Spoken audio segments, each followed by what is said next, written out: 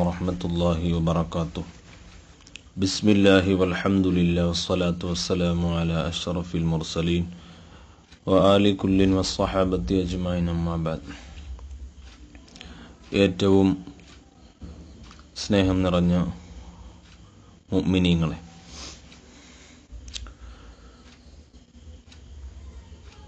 കഴിഞ്ഞ ക്ലാസ്സിൽ നാം ചർച്ച ചെയ്തിരുന്നത് ഒരു കുഞ്ഞ് പിറന്നാൽ ചെയ്യേണ്ട സുന്നത്തുകളെ കുറിച്ചാണ് നമ്മൾ സംസാരിച്ചു കൊണ്ടിരിക്കുന്നത്. ആദ്യമായി കുട്ടിയുടെ വലത് ചെവിയിൽ ബാങ്കും ഇടത് ചെവിയിൽ ഇഖാമത്തും കൊടുക്കുക, പിന്നെ തഹ്നീക്ക് മധുരം കൊടുക്കുക എന്നതാണ് നമ്മൾ കഴിഞ്ഞ ക്ലാസ്സിൽ വിശദീകരിച്ചത്. അടുത്തതായി നാം ചെയ്യേണ്ടത് അഖീഖ അറക്കുക എന്നുള്ളതാണ്. കുഞ്ഞിനെ പ്രസവിച്ചത് മുതൽ കുട്ടിക്ക് പ്രായപൂർത്തിയാകുന്നതിന് മുമ്പ് എപ്പോൾ വേണമെങ്കിലും എപ്പോൾ അറിവ് നടത്തിയാലും അഖീഖ എന്ന സുന്നത്ത് ലഭിക്കുന്നതാണ്. എന്നാൽ പ്രസവിച്ചതിൻ്റെ 7-ാം ദിവസം നടത്തുന്നതാണ് ഏറ്റവും നല്ലത്. പ്രത്യേകമായ സുന്നത്ത് 7-ാമത്തെ ദിവസം നടത്തുക എന്നതാണ്. ഇനി 7-ന് നടത്തുന്നില്ലെങ്കിൽ 14-ന് നടത്തുന്നില്ലെങ്കിൽ 21-ന് എന്നിങ്ങനെ 7-ന്റെ ഗുണിതങ്ങളിൽ നടത്തണം എന്നാണ് ഫുഖഹാക്കൾ പഠിപ്പിക്കുന്നത്. സ്വാഭാവികമായും ചിലർ ചോദിക്കാറുള്ള ഒരു സംശയമാണ്, പ്രസവിച്ചതിൻ്റെ 7-ാം ദിവസം എന്ന് പറയുന്നത് ചൊവ്വാഴ്ചയാണെങ്കിൽ പറ്റുമോ? ചൊവ്വാഴ്ച എന്ന് പറയുമ്പോൾ അത് ഒരു നല്ല ദിവസമല്ല എന്നൊക്കെ മനസ്സിലാക്കി അന്ന് പറ്റോ എന്ന് ചോദിക്കുന്നവരുണ്ട്. പ്രസവിച്ചതിൻ്റെ 7-ാം ദിവസം എന്നതാണ് സുന്നത്തായി പറഞ്ഞിട്ടുള്ളത്. അത് ചൊവ്വാഴ്ചയാണെങ്കിൽ അന്ന് തന്നെയാണ് നടത്തേണ്ടത്. 7-ാം ദിവസം എന്നത് ആണ് ഇവിടെ പരിഗണിക്കുന്നത്. തിങ്കളോ ചൊവ്വയോ അല്ലെങ്കിൽ മറ്റ് ദിവസങ്ങളുടെ പ്രത്യേകതകളൊന്നുമല്ല ഇവിടെ പരിഗണിക്കുന്നത്. പ്രസവിച്ചതിൻ്റെ 7-ാമത്തെ ദിവസം എന്നുള്ളതാണ്. അതുപോലെ തന്നെ പ്രസവത്തിന്റെ 7-ാമത്തെ ദിവസം എന്നത് നമ്മൾ പറയുമ്പോൾ അതെങ്ങനെയാണ് കണക്കാക്കേണ്ടത്? മഹാനായ ഇമാം ഇബ്നു ഹജർ റഹിമഹുല്ല അവിടുത്തെ തുഹ്ഫയിൽ വിശദീകരിക്കുന്നത് കാണാം. കുഞ്ഞിന്റെ പ്രസവം നടന്നത് പകലിലാണെങ്കിൽ ആ പകൽ അടക്കമാണ് 7 ദിവസം കണക്കാക്കേണ്ടത്. അതല്ല രാത്രിയിലാണ് പ്രസവം നടന്നെങ്കിൽ രാത്രിയെ പരിഗണിക്കുന്നതല്ല, പിന്നെ തൊട്ടടുത്തുള്ള പകൽ മുതലാണ് ദിവസങ്ങൾ പരിഗണിക്കേണ്ടത്. ഉദാഹരണമായി പറഞ്ഞാൽ തിങ്കളാഴ്ച പകലിൽ സൂര്യൻ അസ്തമിക്കുന്നതിന് മുമ്പാണ് പ്രസവം നടന്നത് എങ്കിൽ അടുത്ത ഞായറാഴ്ച, അന്നാണ് 7-ാമത്തെ ദിവസം വരിക, അടുത്ത ഞായറാഴ്ചയാണ് 7 നടത്തേണ്ടത്. അതല്ല തിങ്കളാഴ്ച സൂര്യൻ അസ്തമിച്ചതിന് ശേഷമാണ് പ്രസവം നടന്നെങ്കിൽ തിങ്കളാഴ്ചയാണ് വരിക, നമ്മുടെ 7-ാമത്തെ ദിവസം വരിക അടുത്ത തിങ്കളാഴ്ചയാണ്. ഇങ്ങനെയാണ് ദിവസങ്ങൾ കണക്കാക്കേണ്ടത്. എങ്ങനെയാണെങ്കിലും പ്രസവിച്ചതു മുതൽ 7-ാമത്തെ ദിവസമാണ് പ്രത്യേകമായി സുന്നത്താക്കി നമ്മെ പഠിപ്പിച്ചിട്ടുള്ളത്. മഹാനായ ഇമാം അലി റളിയല്ലാഹു അൻഹു അവിടുത്തെ അലി റളിയല്ലാഹുവിന്റെ പുത്രന്മാരായ ഹസൻ ഹുസൈൻ റളിയല്ലാഹു അൻഹുമ അവരുടെ ഹഖീഖത്ത് കർമ്മം നടത്തിയത്, നബി സല്ലല്ലാഹു അലൈഹി വസല്ലമ തങ്ങൾ ഈ കർമ്മം നടത്തിയത്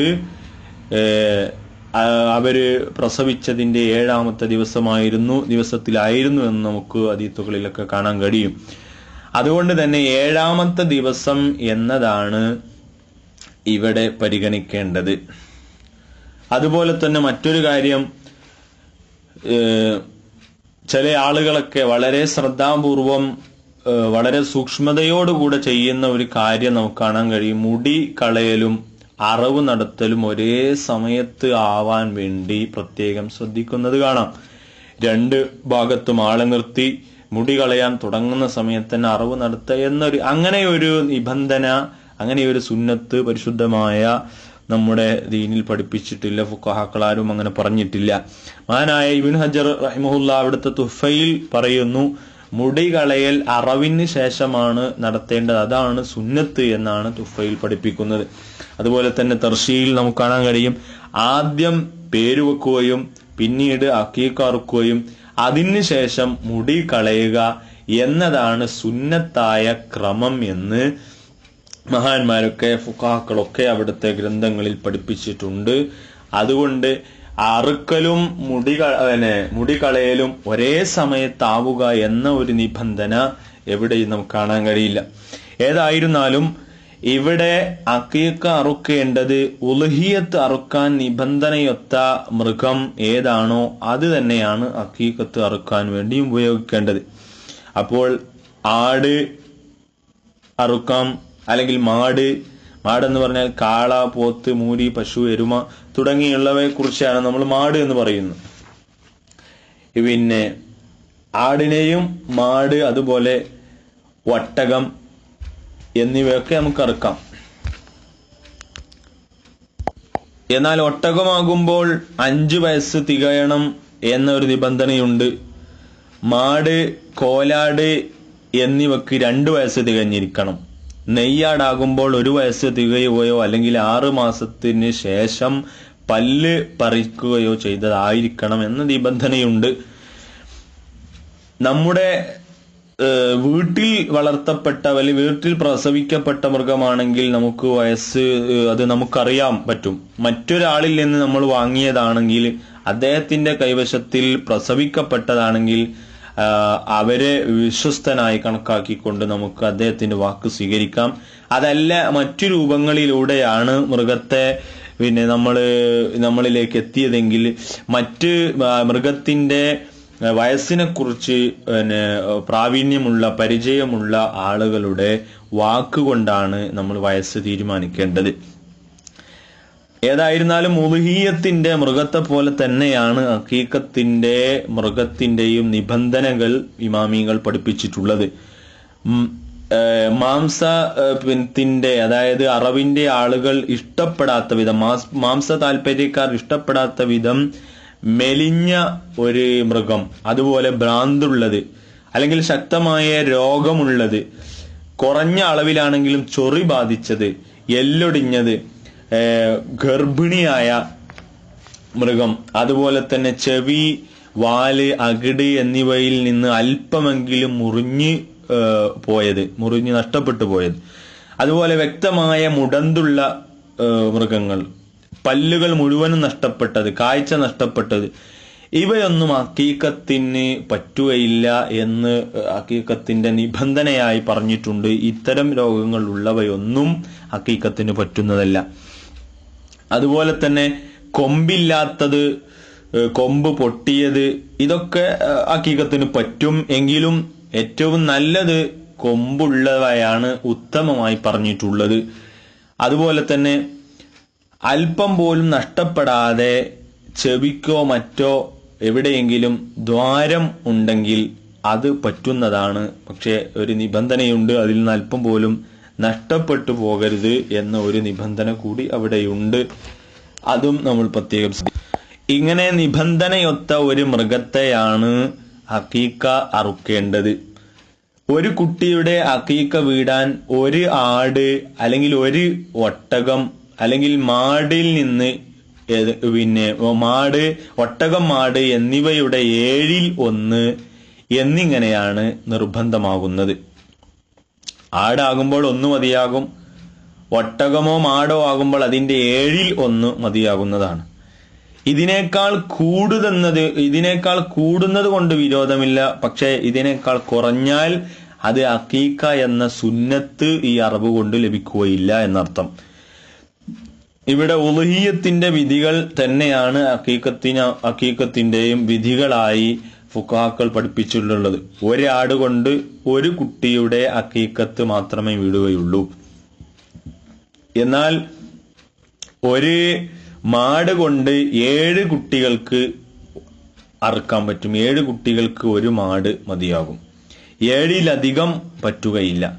എന്ന് പറഞ്ഞാൽ അഖീഖ അറുക്കാൻ വേണ്ടിയും ഉളുഹിയ്യത്തിനും ഏറ്റവും മിനിമം ഒരാടുണ്ടായിരിക്കണം, അല്ലെങ്കിൽ ഒരു മാട്, ഒട്ടകം എന്നിവയുടെ 7-ൽ 1 ഉണ്ടായിരിക്കണം.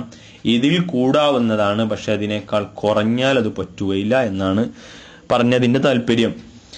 അതുപോലെ തന്നെ ഒരാടിനെ അറുത്താൽ ആൺകുട്ടിയുടെ അഖീഖത്ത് വീടും എന്നാണ് ഫുഖഹാക്കൾ പഠിപ്പിക്കുന്നത്. എങ്കിലും അവിടെ തന്നെ ഫുഖഹാക്കൾ പഠിപ്പിക്കുന്നു ഒരാടിനെ അറുത്താൽ കുട്ടിയുടെ അഖീഖത്ത് വീടും. പക്ഷേ പൂർണ്ണ രൂപം എന്ന് പറയുന്നത് ആൺകുട്ടിക്ക് 2 ആടുകളും അറുക്കുക, അതുപോലെ പെൺകുട്ടികൾക്ക് ഒരാടിനെ അറുക്കുക എന്നുള്ളതാണ്.